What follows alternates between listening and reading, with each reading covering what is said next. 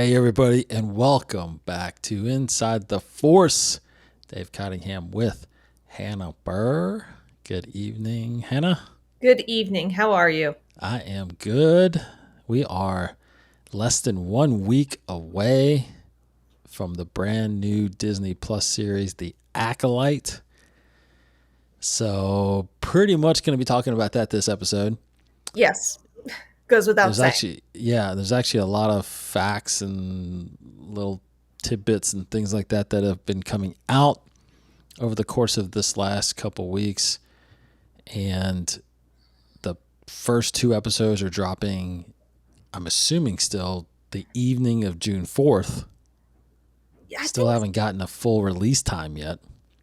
I feel like they're going to do 9 p.m. Eastern Standard, right?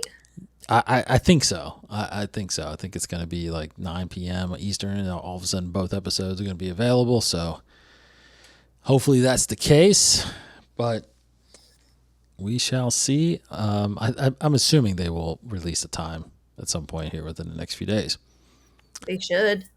They should. But let's see. First and foremost, our patrons. Thank you for our patrons.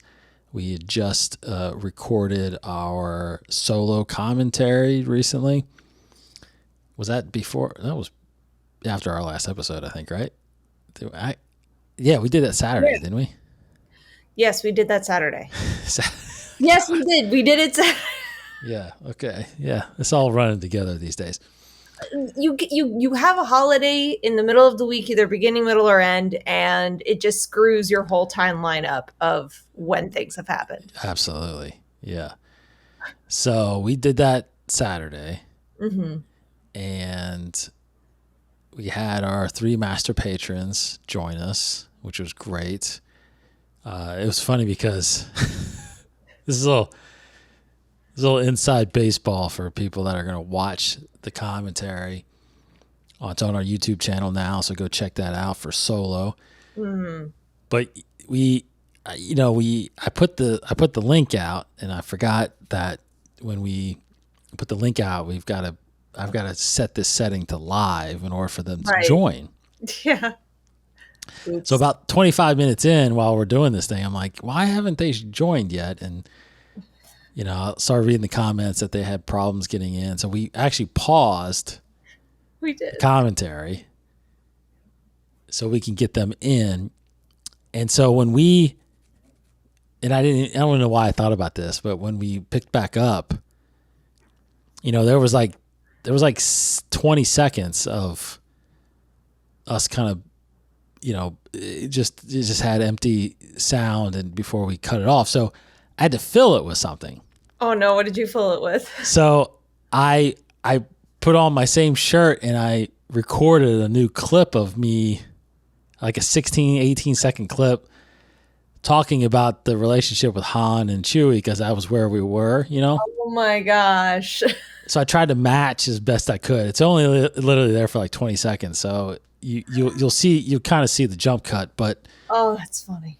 But here's the thing is that was me. I didn't have anything for you because you were kind of talking and doing so I had to figure. So what I did was, I don't know if you remember, but right before we cut, you were saying something and then you kind of looked up and just were like staring for a few seconds.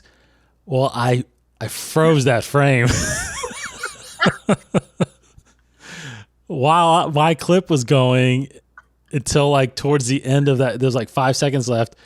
Then I unfroze you where you kind of look down, and then it jump cuts to when the guys join. So, oh my gosh, that is so. You can't really tell because you looks like you're really dialed into the movie. I'm just watching the movie. Yeah. So anyway, amazing movie magic, Yep. Anyway, so that the commentary for Solo is out now. We had a good time doing it. It was the first time our first time together, obviously doing it, but the commentary for Solo was the first time. I feel like it went by so fast. It really, really did. And it, going through these movies, I just have so much more appreciation for them. And for that movie, I was like, dang, this is a really, really good movie. It is. In fact, I later on that day, I kind of put it on TV while I was kind of throughout the house, so it would be on again. And yeah, because there's a lot. It's actually it's a very grand visually, visual movie. A lot of grand scenes, and man, it's so good. It's so good. It's so underrated.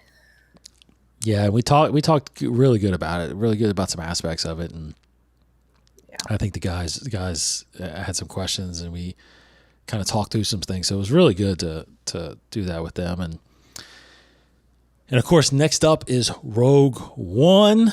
Yes, which is going to be very interesting because we are on both sides of the feelings for that movie. Yes, we are. It's not one of Hannah's favorites, and it's probably my favorite Star Wars film. So it's going to be a lot of fun doing this one. It's going to be a lot of fun. Very interesting. So we were planning on doing that at some point in June. We'll let everybody know that. Actually, we'll mainly let our patrons know so they can have a chance to join as well. I think we found a comfy spot in the mornings at some point. So our friends across the pond, especially obviously Thrawn Attic, could join us. So that's a lot of fun. Mm-hmm.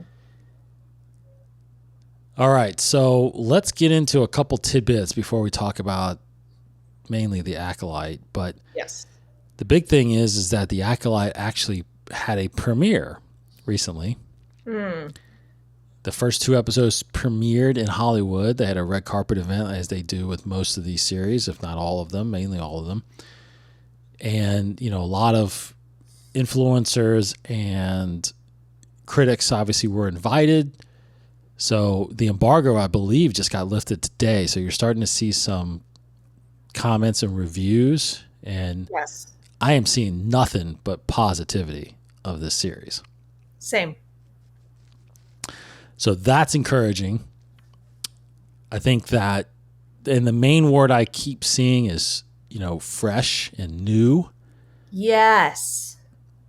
Like a breath of fresh air is something I see so much. Yeah, new era, new characters. It's like we're finally getting into a little bit more lore of the Force, and it's just different. It's different than what we've used to seeing in Star Wars. Agreed. So very exciting. I did see also an interview with Carrie-Anne Moss on Good Morning America, and she talked about the training and the kung fu styles, and I mean it really truly feels like kind of a mixture of Star Wars and The Matrix. It totally does, but I'll be honest with those and with the reviews. I've only listened to the first few lines, and then I've scrolled or I've moved on because I really want to be surprised. I don't want to get too hyped about this, and I don't want anything to be spoiled accidentally. Right. So I'm just like naturally being like, oh, you thought it was good? Great. Boom. Like just keep moving. Oh, you had fun with the fight style? Great. Boom. Keep going. Yeah. I've read a couple Twitter reviews, but I've been kind of trying to avoid any of these clips and little TV spots that they've been putting out. And normally I'm all about those. I don't care because I feel like if they put them out there, they're not spoiling anything. But this time I just want to be surprised. I want to see everything for the first time. I feel like so. Agreed. So yeah, the premiere happened, and in fact, I saw. Unfortunately, it's not in Kentucky, Hannah. But I saw that Fandango is doing a theater premiere on June 3rd. Wow. Okay. In select cities. So there's only about a dozen cities or so, 2 dozen cities I saw.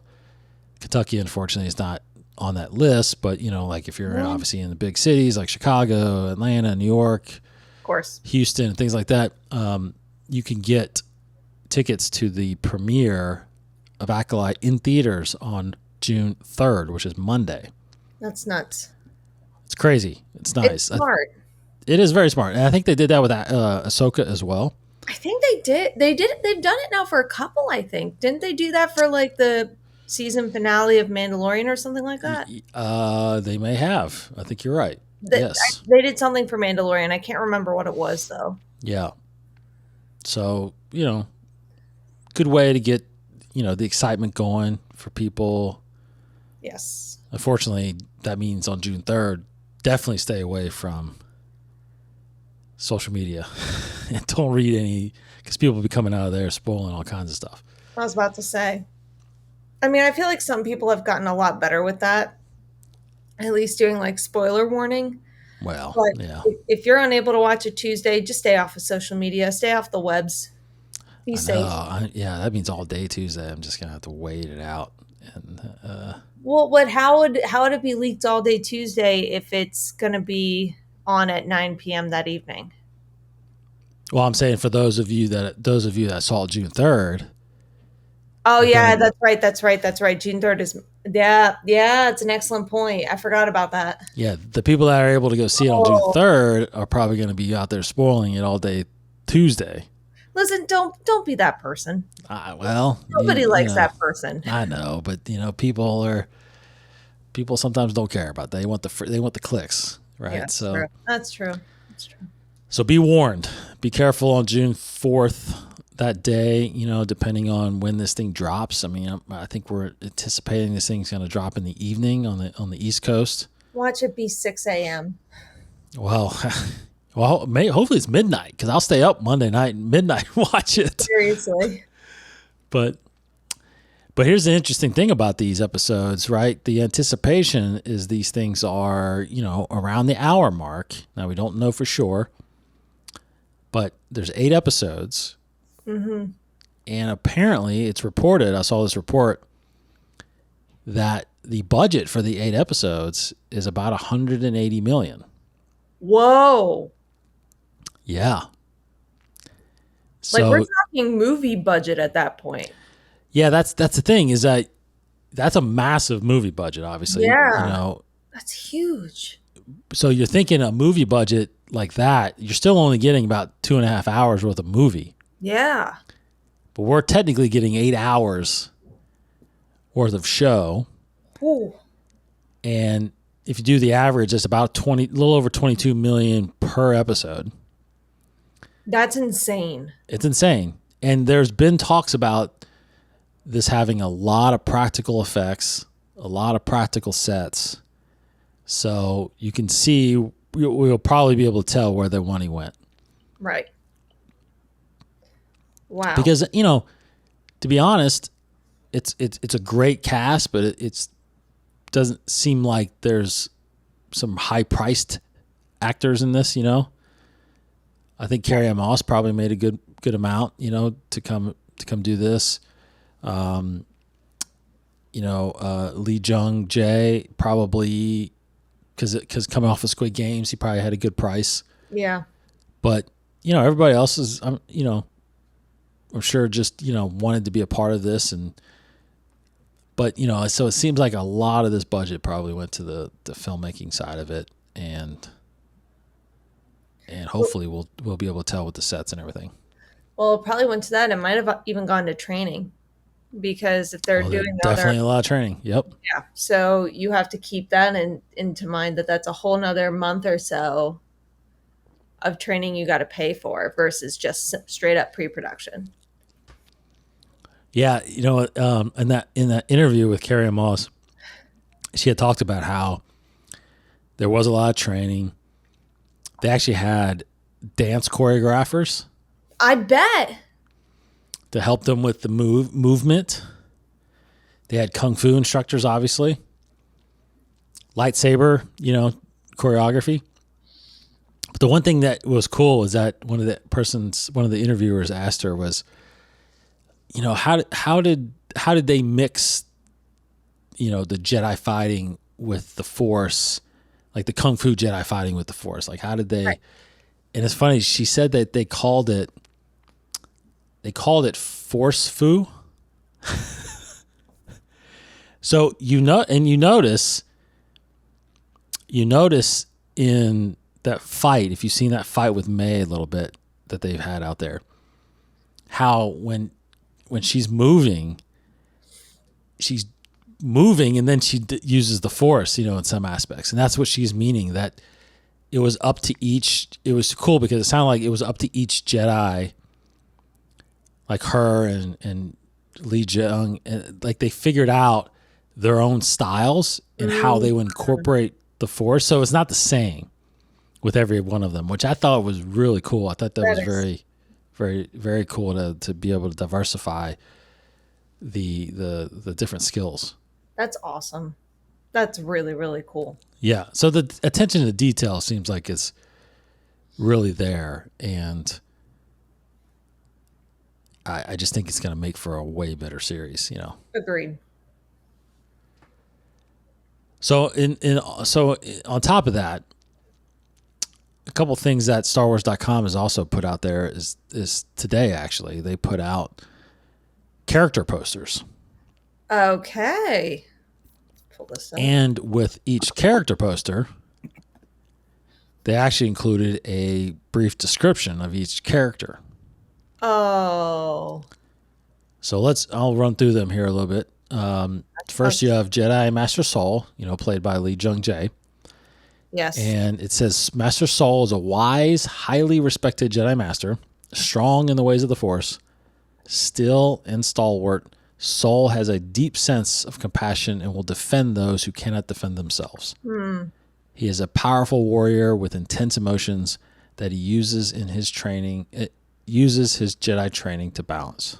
Okay. So that's Master Saul. And then you got Jedi Master Indara, who is played by Carrie-Anne Moss. Yes. And Master Indara is a Jedi Master of great physical and mental skill.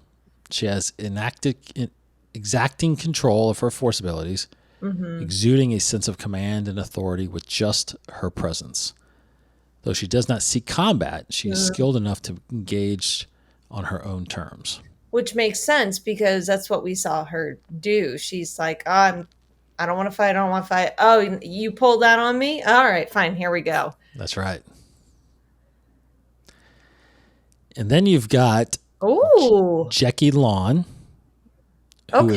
who's played by Daphne Keane, who we haven't really seen a lot of, just some glimpses in the trailers, but she is a skilled and studious Padawan learner. Jackie Lawn shows great promise in her path to become a Jedi Knight. The Padawan apprentice to Master Saul is young, but she protects calm and conducts herself with maturity. Okay. Yep. Okay. So she's the Padawan to Master Saul. Yes. And then, of course, you got the mysterious May. Yes. May is a mysterious young woman with a tragic past. May gets swept up into a sinister mystery one that puts her into the center of a conflict in unexpected ways. She is determined to enact revenge on those who wronged her, and little can stop May on her quest. Okay. So this is completely, I know there's got to be some misdirection in this because this is obviously completely trying to, I feel like, force feed us that she is the Acolyte.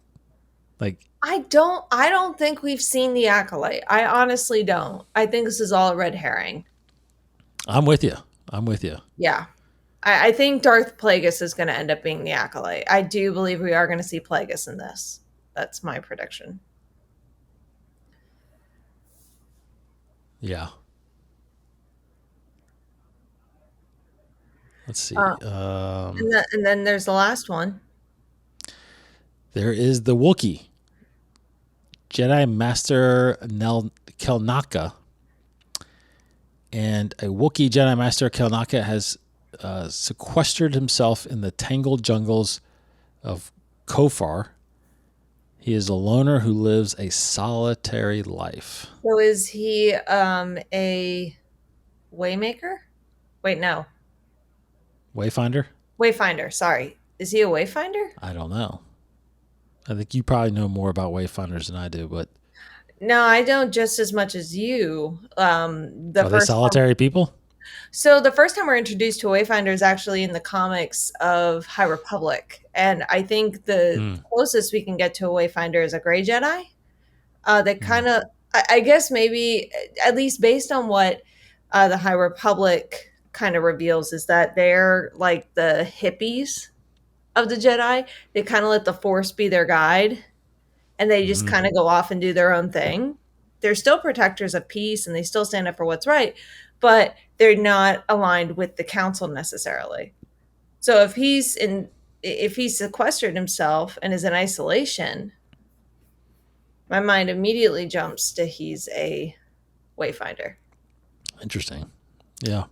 Potentially. And I think the other tall tale sign of a wayfinder is the white lightsaber, which is what the character we meet who's a wayfinder in the High Republic comic series has. So Hmm. I don't remember seeing his saber being ignited.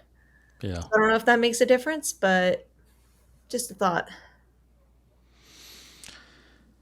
Yeah. And he's not, unlike the other Jedi in these posters, he's not wielding a saber in it. Yeah. So it is kind of a question of what he's doing. But I mean, the fact that you have a Jedi Wookiee It's awesome. is awesome.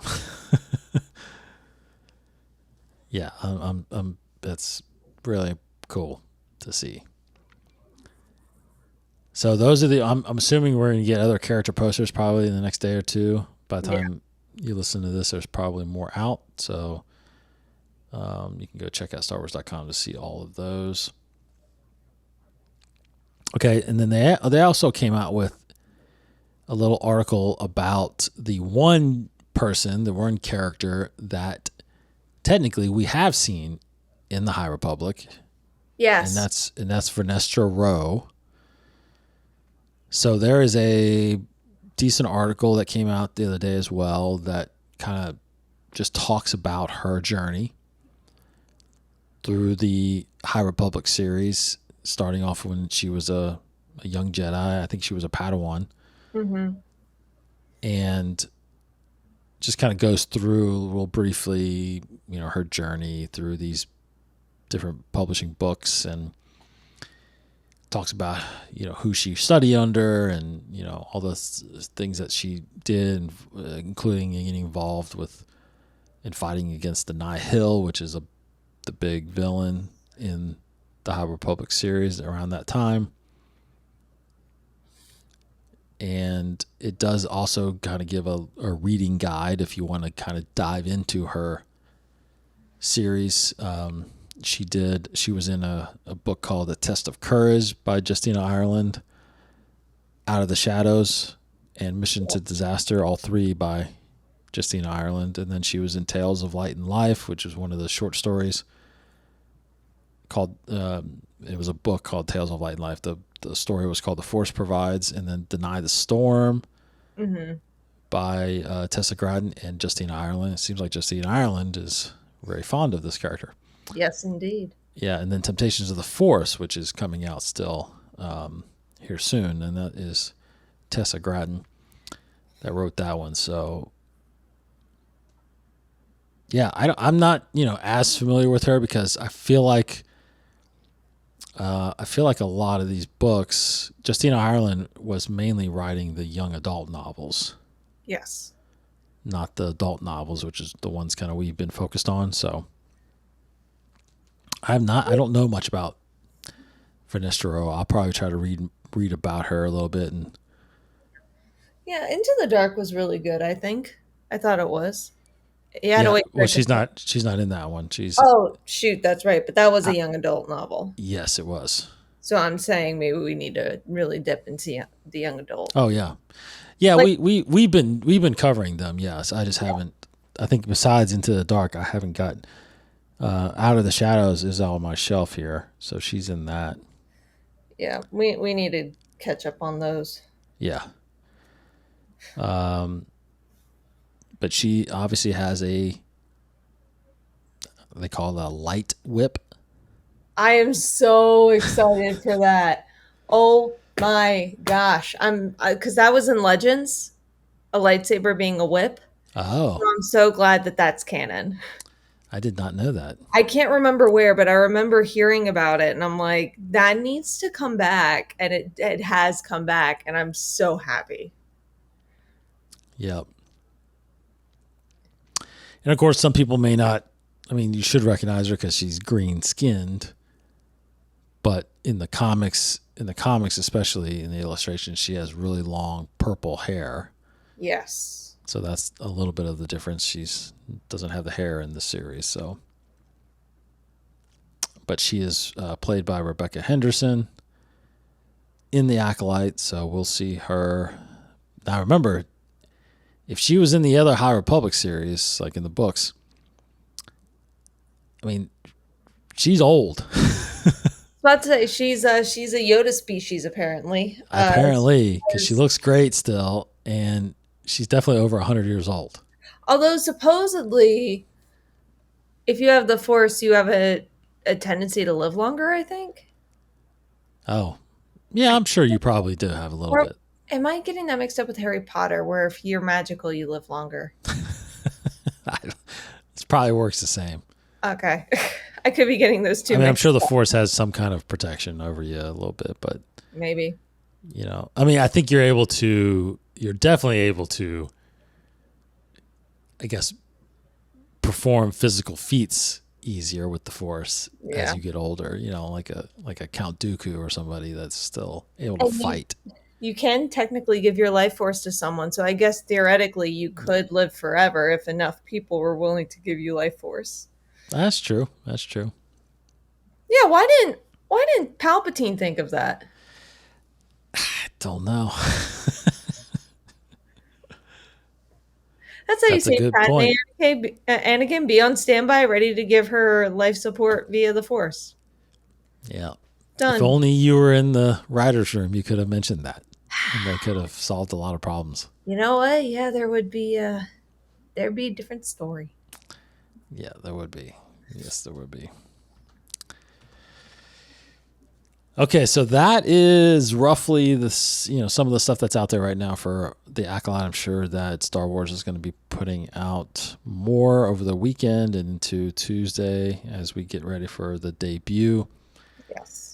Of course, other novels and comics coming your way. The Temptations of the Force, which I just mentioned, is out actually June 11th. So in a couple weeks, that new High Republic novel hits the shelves, as well as Tears of the Nameless, September 24th, The Glass Abyss, October 15th.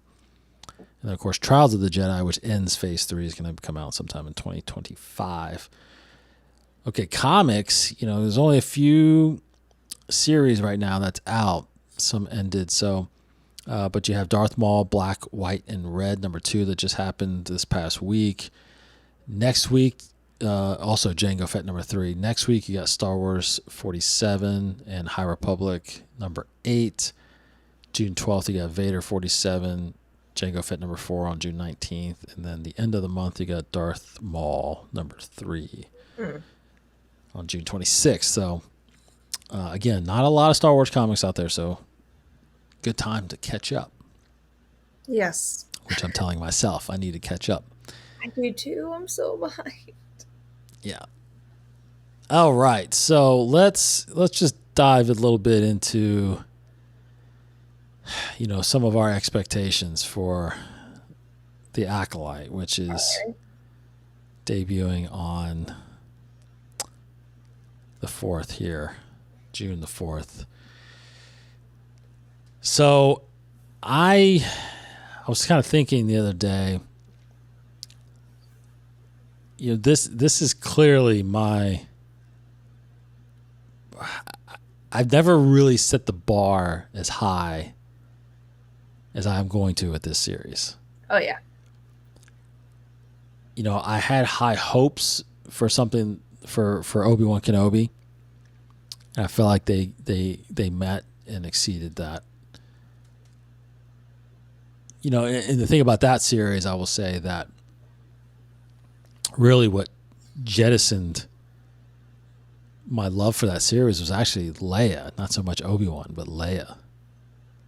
How much she was in there and the interactions that Obi-Wan had with her were incredible.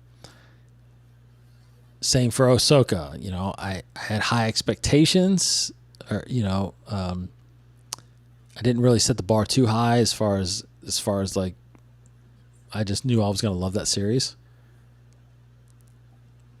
But I don't know. This one is a different. This one's different. Mm-hmm. I am expecting this to really, blow my mind and give me something that I haven't seen before, and really just take Star Wars in a new direction. And I just don't think I'm going to be let down. I don't think I'm going to be let down, but it's possible. But I definitely am putting the bar up really high. Now, are you doing that too? Oh, absolutely. I think part of it is because we crave something different. We've had the same time period for so long. We've had the same characters for so long.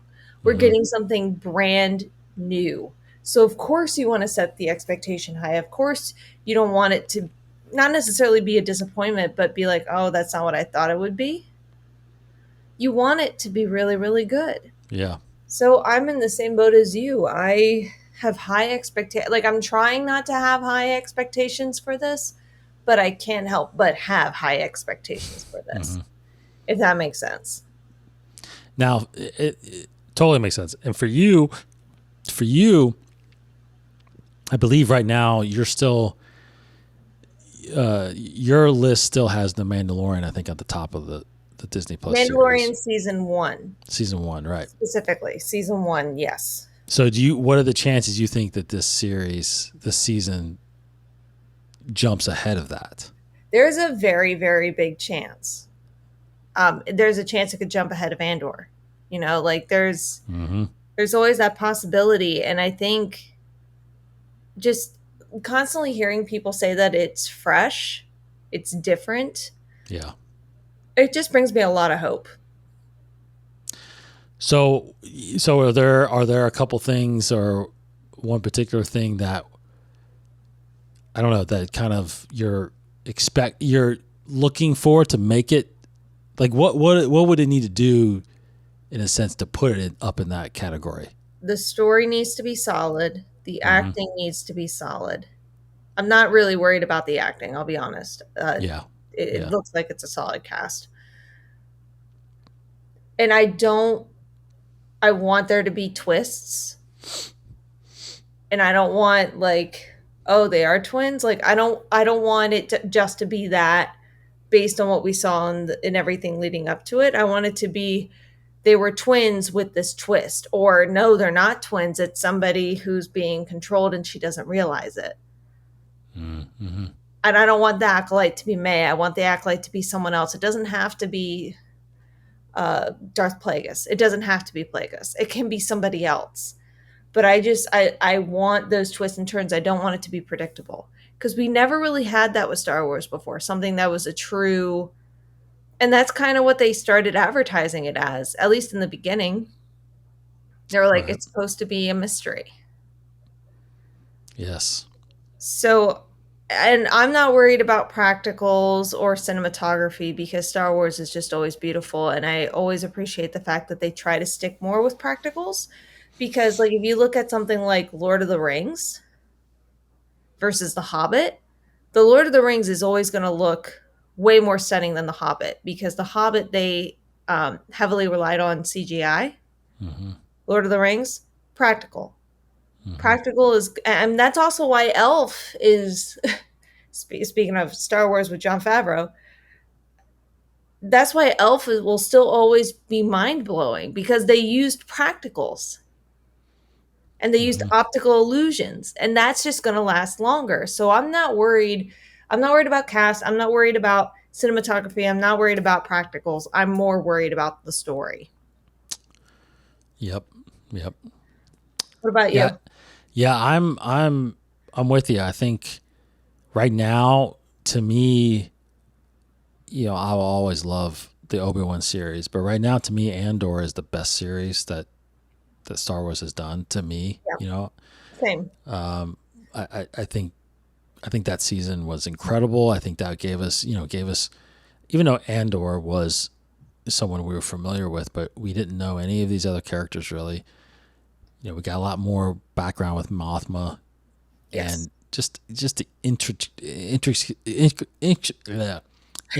of the formation of this rebel, that ultimately helps destroy the Death Star. And I mean, again, that was one that I didn't really have any expectation going in, and that story, like you said, the actors blew me away.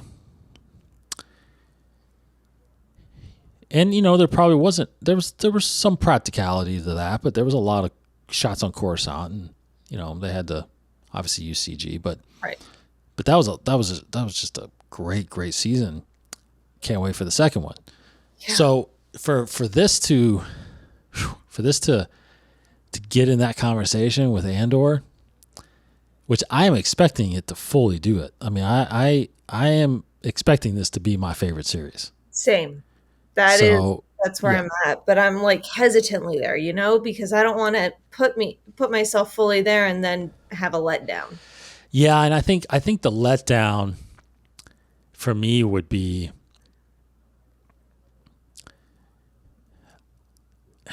it's one of the things where I feel like in all these series we talk about all the time how we like Marak has got to be Barriss.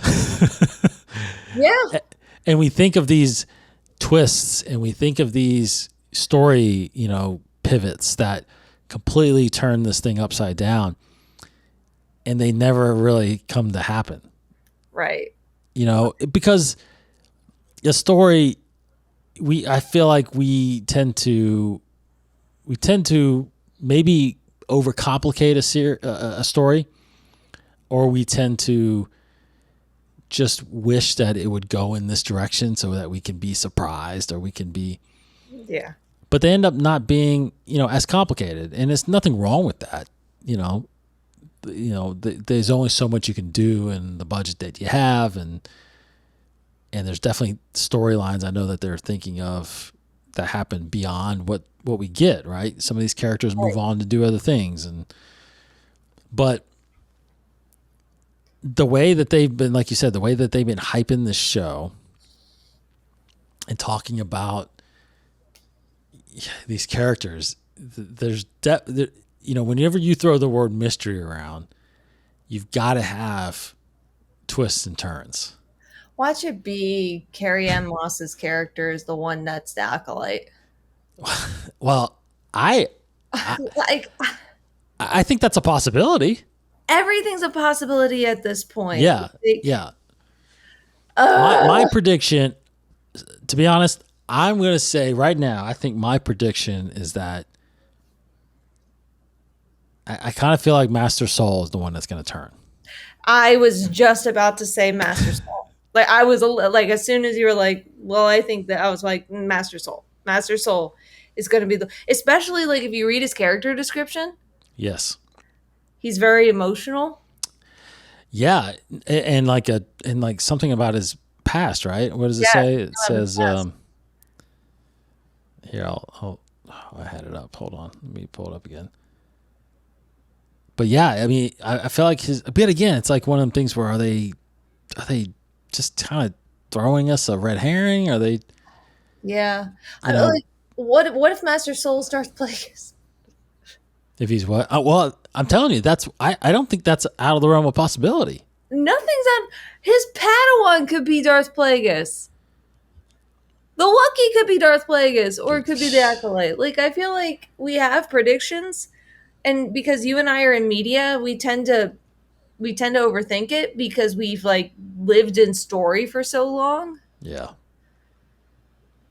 So that character poster doesn't go there, but I feel like in the databank it said something. Let me look up the databank. Yeah, it says no, actually that is, the databank is actually what I read on the poster. So, but I feel like there was something where first description where it said something like he has a troubled past, or he has something that's.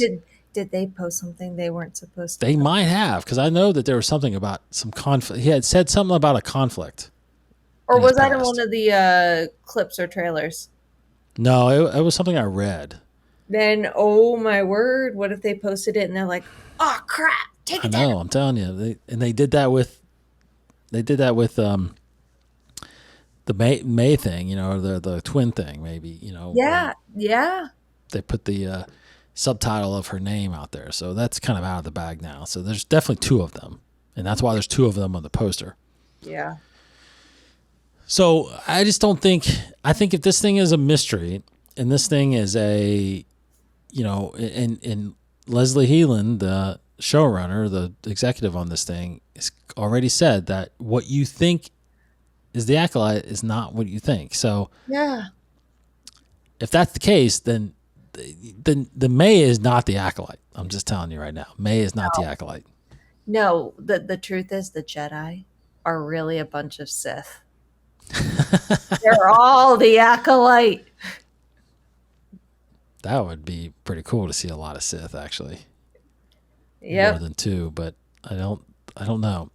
I mean, the war, the Dark Warrior that we're seeing right now with the mask and the red saber, I just don't buy. I mean, I guess that could be the master, the current master. Yes.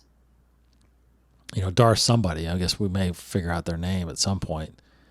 Could be someone from Soul's past. I mean, who knows? But the fact that they're not prominent, they haven't been prominent on the posters, they haven't been prominent. I just don't think that they're going to be around that very long. No, I don't think so. I think what's going to happen is they'll defeat them. Yes. And be like, problem solved. Yes. And that's not the case. That could be the false protection that puts Plagueis perfectly under the radar. That's true. Yeah, I think there's going to be. I think we're going to witness. Even though you can kind of count Anakin as the witnessing, a fall from the Jedi to the Sith, but I think we're going to see it again. I mean, that's actually kind of a brilliant plan. You have, if you were Darth Plagueis, you have somebody you train be a master, have them bring somebody in who's an assassin. You got your two. There's really three, but you got your two. And the Jedi think they wiped out the Sith from this threat. Killed the assassin, we're done. Gives them the perfect sense of false security. Yep. For Darth Plagueis to slip in there. That's right. Man. Yeah, I think it's gonna be a crazy ride. I think Indeed. It's one of them that I'm going to really look forward to each week. I think I just hope that I don't know if they plan on having a second season. That's the thing too. Is this an only one season thing, or is it gonna that's the question, because I think that'll determine what is the story. That'll help us determine what is the story. So I'm going to bet that there is going to be another season. I think so. They're just going to keep it a secret to keep us guessing as to what happens.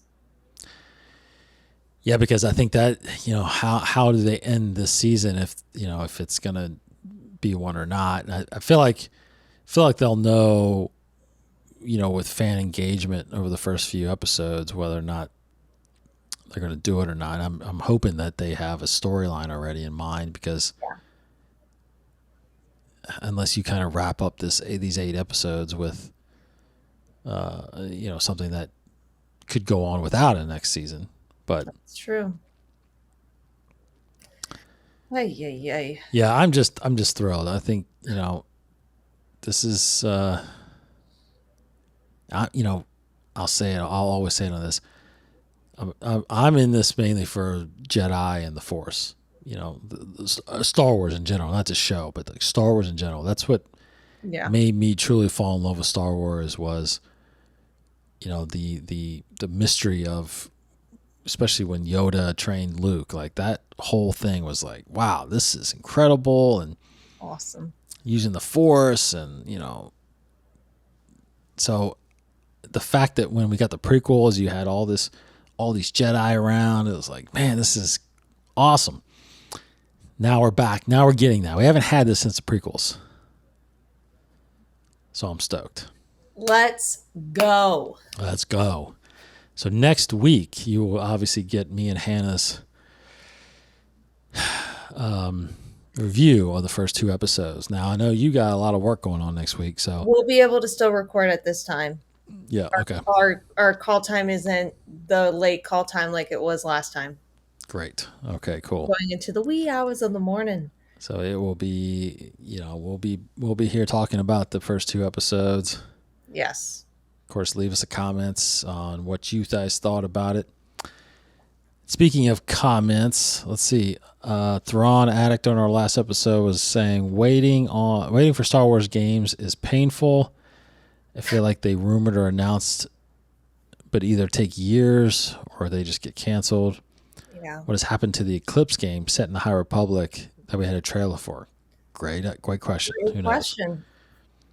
Looking forward to Old Republic Remastered game, and we'll be interested to see what they change or update to fit canon. We'll be there for the solo commentary for sure. Yes, you were. Can't wait because you have never done a commentary before for this, so looking forward to hearing your thoughts on it. Hope you enjoyed them. So there you go. I'm hearing many theories on Acolyte now. The showrunner did say in past interviews the reveals and plot twists will be something we would never suspect. So I'm hoping all our theories will be wrong and we are surprised with something awesome. Just want to watch it already. I heard it got some strong reviews over the last couple of days, so sounds promising. Looking forward to both your reviews and discussions on it. May the Force be with you. And then JoJo replied and said, yeah, so many announcements that we don't know anything about even 3 years later. Let's keep hoping they're still in the works. I guess referring to the games. A month ago, there was on Screen Rant a release saying what we know about the Star Wars Eclipse game. And there's a slight chance it could come out in 2024. Oh, really? That's what they were saying. They're like, whether it's among the 2024 releases or not, it went through a huge overhaul in 2021. And I think that's the thing is people don't realize how long it takes to make video games. Yeah. And and also I'm very excited about this game because it's the people who created Heavy Rain. Right. And Detroit. Mm-hmm. And those are like 2 amazing games. So if there's a huge overhaul, then it's just going to take time. Yes. Yeah, I think, it's funny because I think once you get going on games and get the formula down, I feel like they can come out quicker. For example, like the Assassin's Creed series feels like they pump out a game almost every other year. Yeah, but I think also it's because they have a huge team. And to be honest, there are like, and I'm not saying this is any particular company specifically, but there are some video company games that do not treat their workers well. And yeah, sure. They're overworked and such. So I don't know if the reason why it's taking longer is because they want to make sure everybody's well rested and they're taking care of their employees. Therefore, it's going to take longer. I also think that at least, I don't know. I mean, I also think that there's a possibility that Lucasfilm they're doing 2 things. One, I think they're trying to push the envelope sometimes on these games. Like they're trying to make it unique and different. Yeah. So they're trying other things. They're doing other things. And then, of course, I think the other thing is that I truly think that their stories keep changing. Oh, of course. And then you also have to try to make sure that it's still cohesive with and canon with everything else going on. Correct. So that could be it too. There could have been an oversight, or it could be, hey, guess what? This changed. Well, crap. Exactly. yeah, oh, we were going to go to this planet. Well, sorry, that planet doesn't exist anymore. The planet, Yeah. doesn't do that anymore. So we got to Or this change. character is actually this character now, or this character. It's like, Right. seriously? I think that happens a lot. Yeah. Because like you said, like you get into a couple years in development and then all of a sudden you have to almost start over because a storyline changes or a character changes. So, a couple I actually got a couple emails that I wanted to share. One, I completely apologize that I didn't read this. I don't think I read this a while ago when actually the Bad Batch was ending. Okay. Because I was interested. We got an email from, I think, Lee, and they said, "What if?" And they said, "This is before." I think this is before the finale. Okay. And they said, "What if?" I guess everyone remembers that there is a Zilla beast still imprisoned on Mount Tantus. Imagine the chaos that would ensue if the monster managed to escape. That is awesome. So that's a hell of a prediction before we even got there, because I think this was actually before the second to last episode when we saw it. We saw the beast. That's amazing. So yeah, so great memory there on that. Also, so then what's your insight on the Acolyte? Because apparently you're really, really good at predicting. So what's your insight? Yeah, exactly. Yeah, that's exactly what we need. Send that in. I got an email a week or two ago also from a person named Kevin Doherty. And I wanted to read this out real quick. Bear with me because it's a little long. But he says, happy belated May the 4th, David and Hannah. This came about a week after May the 4th. It says, my name is Kevin Doherty. I'm an independent filmmaker, playwright, and novelist. And I have some Star Wars news that I'm very excited to share. In conjunction with Star Wars Day, I have released my self-published book, Growing Up Star Wars. That is now available on Amazon. It is a chronicle of how Star Wars altered my life, starting back in 1977 when I first saw it at my local theater as an 8-year-old, and how it continued to consume me through my teens and continues to do so in my adult years.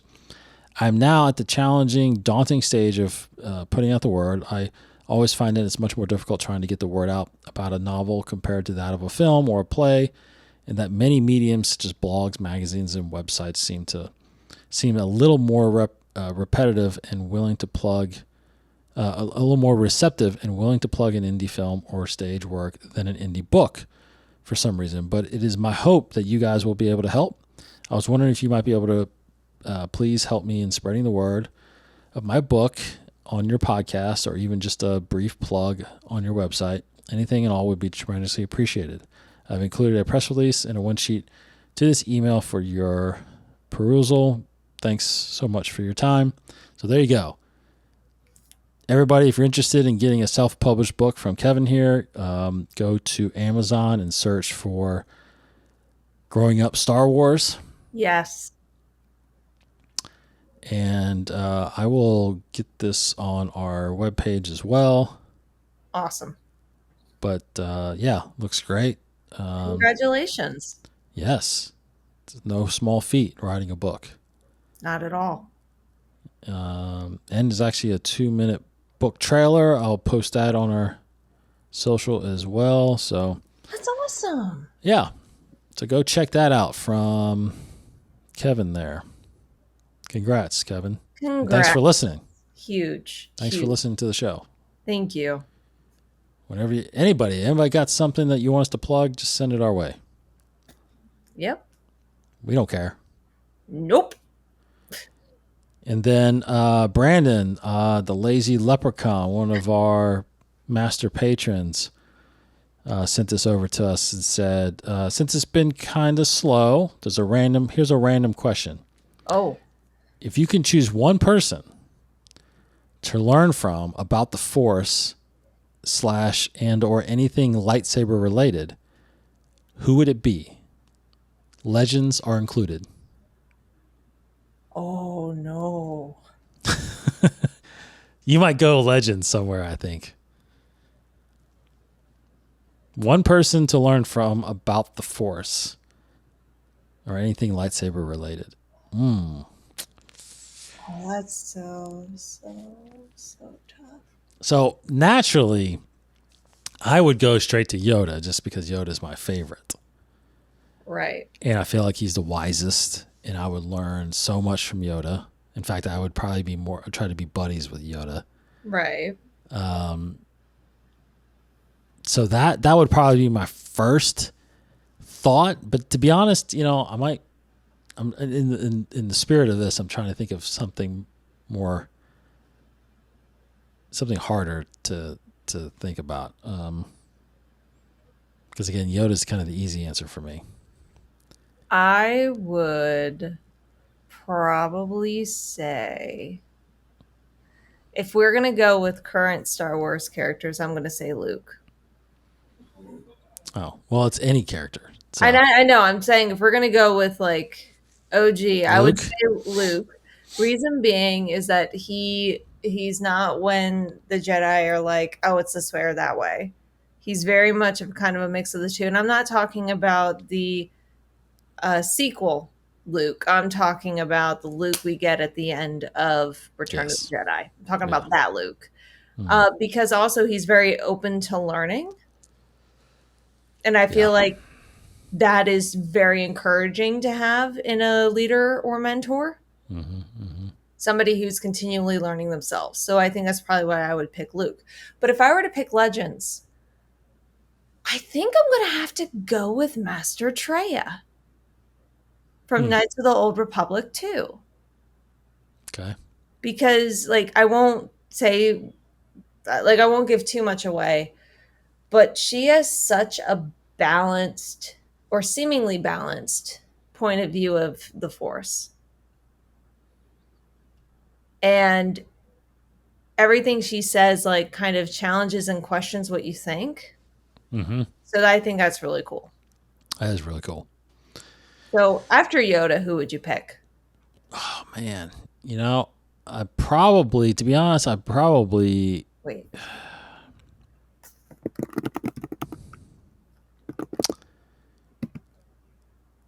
I honestly probably go Obi-Wan Kenobi. You know what? That's not a bad one too. Yeah. Master Kreia. Sorry, her name's Kreia. Kreia. My bad. But Obi-Wan is a really good choice too. Qui-Gon would be a great choice too. Yeah. But why Obi-Wan for you? I think Obi-Wan ultimately, arguably he has